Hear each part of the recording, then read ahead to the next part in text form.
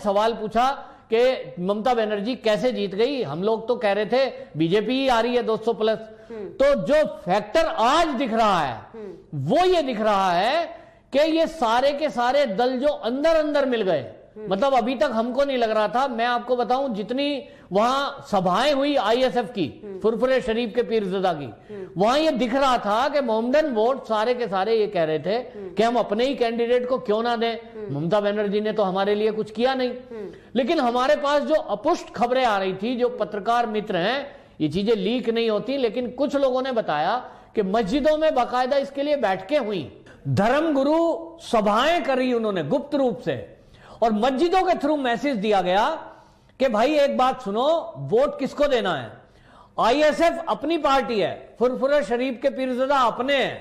मुस्लिम हैं, लेकिन फिर भी वो बीजेपी को हराने में सक्षम नहीं है। इसी तरह कांग्रेस के कैंडिडेटों ने,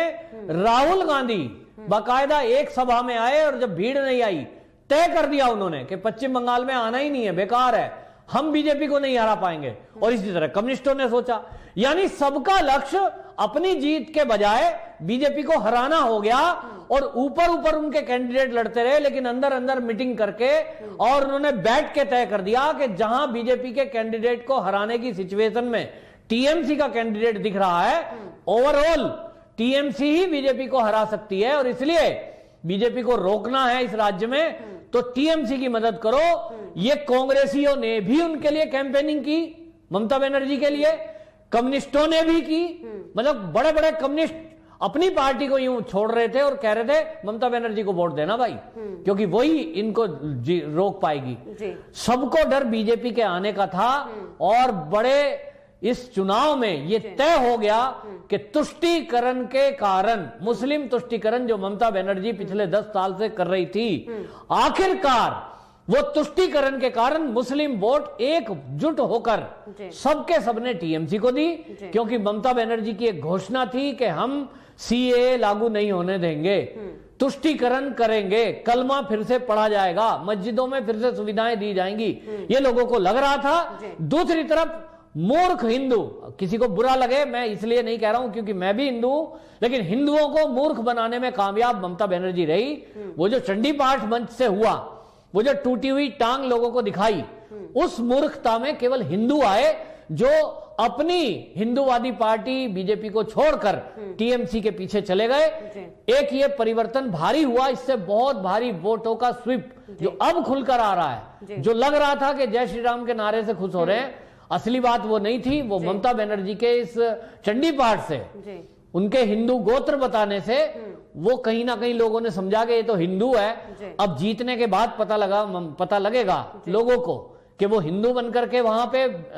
राज करती है या मुस्लिम तुष्टीकरण को ही जारी रखेगी। बहरहाल लोगों के साथ धोखा हुआ है, कम से कम हिंदुओं के साथ धोखा हुआ है, और बीजेपी का जो वोट प्रतिशत है वो आप समझिए 40 तक पहुंचा है। ये बहुत बड़ी जीत है, और बीजेपी ने ही पाया है। टीएमसी आज भी जो पिछले चुनाव में थी 2019 के, उसी के पास है, लेकिन जो आया है बीजेपी के पास वो बहुत बड़ी जीत है। और वो सबका सब जो आया है वो कांग्रेसी वोटर है, वो कम्युनिस्ट वोटर है, वो फुरफुरे। ये कांग्रेस जो है, दिल्ली में आप याद करिए जब केजरीवाल के सामने चुनाव हो रहा था तो बीजेपी लड़ रही थी, और त्रिकोणीय मुकाबला यदि होता, जिसको चुनाव कहते हैं, ठीक से होता तो बीजेपी की सरकार बनती। लेकिन हुआ क्या, कांग्रेसियों ने बाकायदा कैंपेनिंग की, घर घर जाकर, ओपन नहीं की, घरों में, मोहल्लों में, कि भाई केजरीवाल को वोट देना, हमको बीजेपी को हराना है। यानी अंदर एक हो गए, और कोई बड़े लीडरों ने इनके यहां कोई मेहनत नहीं करी, जिससे दिल्ली प्रदेश के नेता नाराज भी हुए। ठीक इसी तरह पश्चिम बंगाल में हुआ है कि राहुल गांधी को जब ये लग गया कि कांग्रेस का कोई आधार नहीं है, वो ऊपर से भले ही कैंडिडेट खड़े थे उनके,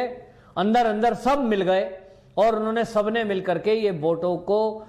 स्वीप करा दिया टीएमसी की तरफ, कांग्रेसियों ने। तो ये अब हार और जीत तो आपको बता दूं, हमारे देश में कई जगह ऐसा है कि लोगों को फ्री फ्री फ्री कुछ घोषणा कर दो,